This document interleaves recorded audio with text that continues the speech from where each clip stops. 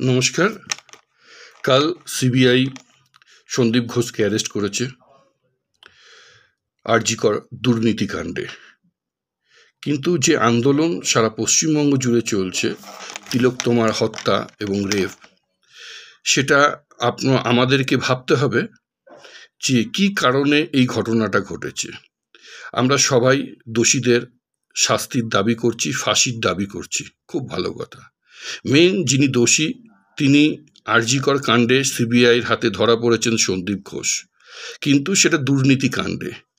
আজকে এই দুর্নীতিটা সেই তিলোত্তমা মেয়েটি পুরো ব্যাপারটা জেনে গিয়েছিল, কি কি দুর্নীতি ছিল, কিভাবে দীর্ঘদিন ধরে ঘটছে এই আরজিকরে অনৈতিকভাবে, কিভাবে মানুষকে মারা হচ্ছে, কিভাবে ইনস্ট্রুমেন্ট কেনা বেচা হচ্ছে, কিভাবে পাচার হচ্ছে, কিভাবে ওষুধ এক্সপায়ারি ডেটের ওষুধগুলো কিভাবে ইউজ হচ্ছে। এরকম প্রচুর কাণ্ড, এবং পরীক্ষার জন্য পরীক্ষার্থীদের পাস করার জন্য পয়সা দিতে হচ্ছে, এবং একটা সেক্স র্যাকেট চলছে।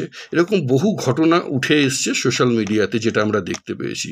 তার মেন কাণ্ডারি হচ্ছে সন্দীপ ঘোষ। এই সন্দীপ ঘোষ আজ ধরা পড়েছে দুর্নীতি কাণ্ডে। এনার তত্ত্বাবধানেই আজ তিলোত্তমার যে মৃত্যু বা রেপ সেটা ঘটে। এটা পরবর্তীকালে সিবিআই যদি অনেস্টলি সেই জিনিসটাকে ছানবিন করে, সেটাই উঠে আসবে। আর যদি না হয় তাহলে মনে হবে যে এভিডেন্সকে ম্যানিপুলেট করার চেষ্টা করা হচ্ছে, যেটা দীর্ঘদিন ধরে প্রচুর মানুষ, সাধারণ মানুষ, ডাক্তার, অ্যাডভোকেট, প্রচুর মানুষ থেকে শুরু করে মানবাধিকার কর্মী, সবাই কিন্তু এই একটা জিনিসের প্রতি আঙ্গুল তুলেছে যে এভিডেন্সকে ম্যানিপুলেট করা হচ্ছে। যদি আজ সন্দীপ ঘোষকে এই বিচার সঠিকভাবে না হয়, তাহলে হয়তো বেশ কিছুদিন পরে উনি জামিন নিয়েই চলে আসবে। তাতে তো আলটিমেটলি ন্যায় বিচার হলো না। ফাঁসি তারই হওয়া উচিত, এবং তার সাঙ্গপাঙ্গদের, যারা তার সঙ্গে তার র্যাকেটের মধ্যে সামিল ছিল, যে র্যাকেটটা তিনি দীর্ঘদিন ধরে আরজিকরে চালিয়েছে, এবং তাকে বাঁচানোর জন্য যারা যারা নেতারা বলুন, মন্ত্রীরা বলুন, বা যাই প্রশাসনিক আধিকারিকরাই বলুন, যারাই বাঁচানোর জন্য চেষ্টা করুক, সেটা পুরোপুরি অনৈতিক। মধ্যেখানে প্রশাসনের নাম বদনাম হচ্ছে, প্রশাসন স্যান্ডউইচ হিসাবে পিসছে। কারণ কি, আমাদের সংবিধান সিস্টেম অনুযায়ী আমাদের প্রশাসন ব্যবস্থাকে চালানো হয় রাজ্য সরকার থেকেই চালায়। এবার সেই জায়গা থেকে তো সমস্যা হচ্ছে, যেহেতু তারা কিছু স্টেপ নিতে গেলে তাদেরকে আটকে দেওয়া হচ্ছে, তারা সেই স্টেপটা নিতে পারছে না।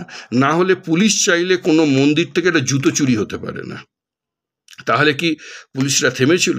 তারা চাইলেই সব কিছু তদন্ত সাপেক্ষেই তারা সব কিছুকে নিয়ে আসতে পারত। তাদের ফরেন্সিক সব ছিল। আজকে সিবিআই হাতে এসছে। সিবিআই যদি এত সময় নিয়েছে সন্দীপ ঘোষকে অ্যারেস্ট করতে, এটা তো উচিত নয়। কারণ কি, জনগণ যেভাবে মাঠে নেমে পড়েছে, রাস্তায় নেমে পড়েছে, উচিত প্রত্যেকটা মানুষকে সহযোগিতা করার, প্রশাসনকে পাশে থেকে কাঁধে কাঁধ মিলিয়ে কাজ করার।